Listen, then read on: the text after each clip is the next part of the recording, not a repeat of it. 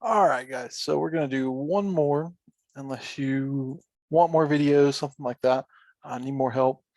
I'm more than happy to meet up with any of you guys. Just email me, text me, call me. Um, but we're gonna do something a little bit more complex. We're gonna do a smiley face. We're gonna make it way harder than it has to be.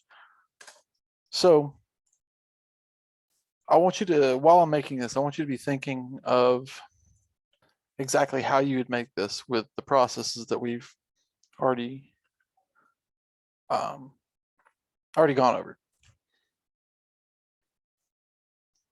And here, 180 degrees, that's what we want. So now we need a plane offset from here. Right there's good. Lower. Again, not splitting atoms here. I'll leave the rocket science to you guys. Then I'm just gonna draw. So our end mill is 1/8 of an inch. I'm gonna keep it consistent. So we're gonna make this 0.6. That looks pretty good. And then give us a mirror line. It's the easiest way to do this and keep it looking nice. Here. And we're gonna do the same thing down here.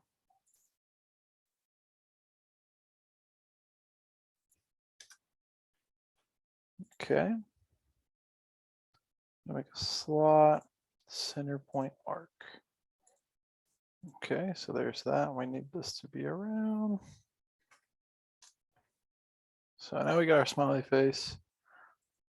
I'm gonna delete these circles out of here just to make everything happy. Thinking those would look weird. We'll leave them like this. Okay, so there's that. And we're gonna take all of these and we're just gonna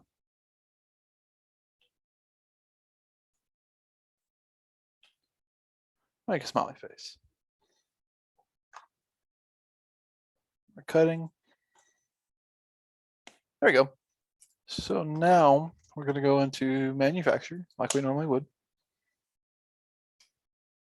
And going to start figuring out how we're going to do this.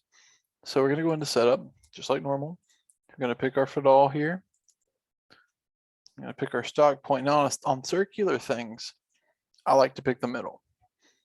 And so around the middle of the stock is where I'll put them. Now, traditionally, you would always put it here, but you might be, I mean, on circular stuff, I normally use the middle. You do what you like. You can put it anywhere as long as you remember. You could put it up here if you wanted. Regardless, we got our machine picked out, right? Yeah, we got the Fidal. Then we're going to go to our stock. Everything looks pretty good there. We'll go ahead and add some to the sides just for good measure. Okay, let's go look through all that again. So small checklist for whenever you're doing parts like this is where is your stock point? Where's your zero, your datum, whatever you want to call it. And then your stock size. You know, if you've got your stock way bigger than it actually is and you go put it in the vise and then it starts trying to mill through the vise up here because you told it your stock was way bigger than it was, well, that's a problem. Okay, so all this looks good. And we're going to say, okay. Now, first order of business, how do we take a square and turn it into a half sphere or dome? Well, what you would normally do is you do some complicated scallop pass or some of these 3D things, spiral or radial cuts, more spiral, you know, some of the stuff would work. The easiest way to do a part like this, almost 100% of the time, is adaptive clearing. So we're going to pick that. We don't want coolant. You might in your application. Let's see, 1/8 inch. Okay. We're going to turn this up to 12. Turn this down to 8,000. Okay, we are going to do stock contours this time because we want the whole thing just hogged out. Notice there's no options for tabs or anything in this. So we're going to hope that there's a little material on the bottom that's still holding on to this that we can actually mill off later. Then we want heights. I mean, the bottom's going to be the bottom of this here. Top height, stock top. Stock top, we want that to be just a little bit taller.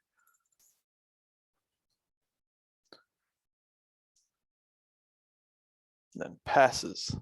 This is where it gets hairy. So your stock to leave, always uncheck it, unless you're doing a roughing pass. Now, tolerance, machine shallow areas. Yeah, we'll do that. Then direction, climb milling is normally a little bit better because it pushes the chips through the cut, if that makes sense. And it'll leave you a better surface finish. So we're going to keep that checked on.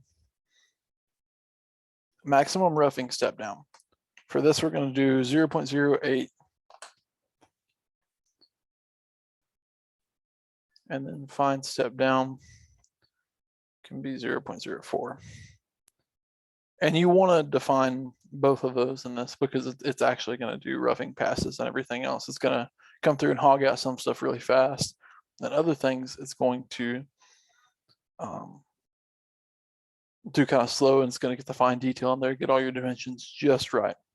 So we're going to say, okay, we've got our heights put in. We've got all this is good. I like this. And then I'm going to turn the coolant off. And we're going to say, okay. Now this is going to take a little bit longer to generate because it's doing a lot more. But this essentially takes out a lot of steps. Sometimes it doesn't get everything and you got to come back and clean up after it a little bit. But for roughing stuff out, you won't get any better than an adaptive clearing pass. See that? Now these yellow parts are the travel moves. So this is every time it retracts and comes up. And we're almost done there. Awesome.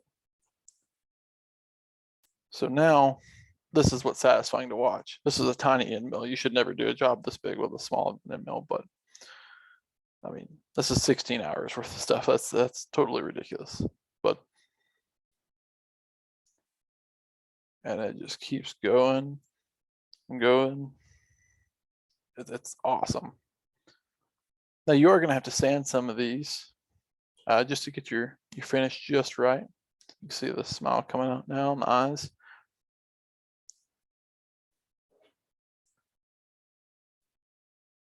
So there are going to be like steps in it from however big your step down is.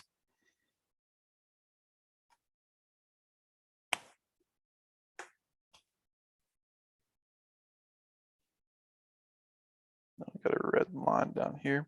Shaft collides with stock. That's okay. As long as it's not the tool holder colliding. And we can also show you that as well.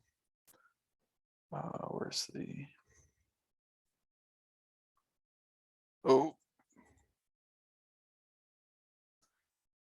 Here we go. So this is holder and all. I don't have a holder selected, so it's only going to show that. So yeah, that's our adaptive clearing pass, which is crazy that we just did all that work in one pass. Now, if you wanted to clean it up, you either do parallel passes or a scallop. I think we're going to try to do a scallop because you noticed all those lines and all the ridges from every step down. A scallop pass is going to come over in parallel lines. So it's going to come here, here, here, here, but it's going to come up and over this curve. Pretty cool to watch. So we got our tool and our coolant. We've got this, and sometimes it does a good job of figuring out what you want it to do. Other times it doesn't. So we're just going to try it, see what it says. No stock to leave. And you can actually do this and do a negative value. So if we wanted to do this, then it would actually help get rid of a lot more of those lines. And step over super small on this. We're actually going to up that a little bit.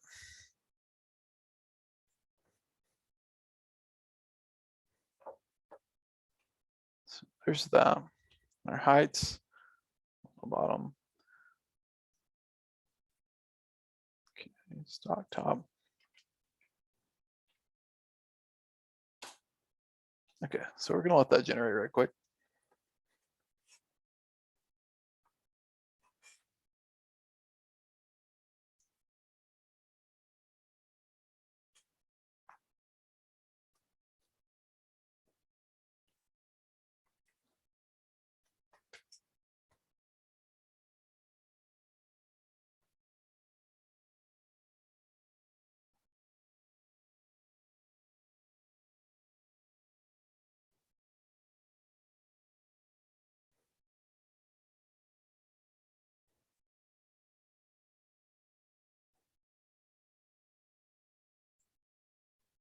Any day now.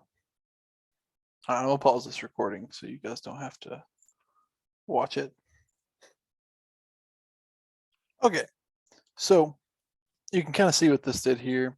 Wasn't exactly what I was explaining, but it might have actually gone both ways. Let's simulate it and see how it goes. This took forever, as it is a pretty big part. So here's what it looks like before we start our scalloping operation. And it's just going to come through here and slow it down a little bit, make it easier on the computer. So let's just come around and clean up some of these lines. It's not exactly the direction we want it to go, and we want it to go perpendicular to these lines. So we're going to try to get rid of the scallop operation and put a different one in.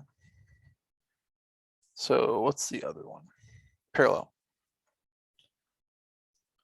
So now we're going to show that to the machining boundary, model bottom. Okay, step over.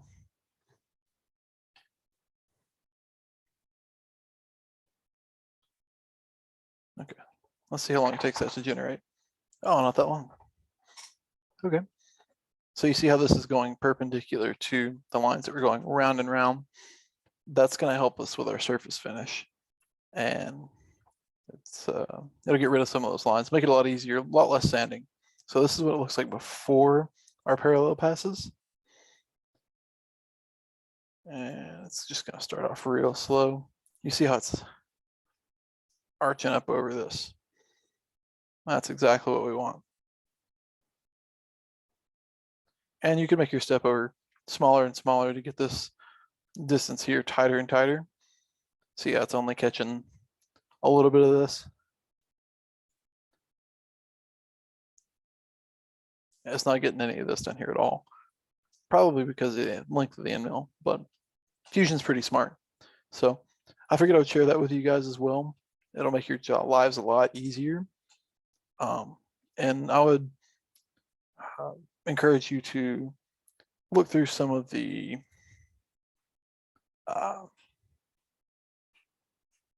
not necessarily the machines, but the tools in here. So like if I wanted to do this with some Fusion's tools, I mean, all these different kinds of end mills and just play around with them, see what they do. We don't have a whole lot of end mills in here if you wanted to play with stuff like this, but they're relatively cheap if you needed one for your project. And I bought a couple myself. I have some slot mills that are awesome for doing stuff that you normally have to do on a lathe, but you don't want to take your part out of the machine and lose all your zeros, because sometimes those are hard to measure and get back. But that's all I got, guys. If anyone can help you, let me know. Email me, text me, call me. Yeah.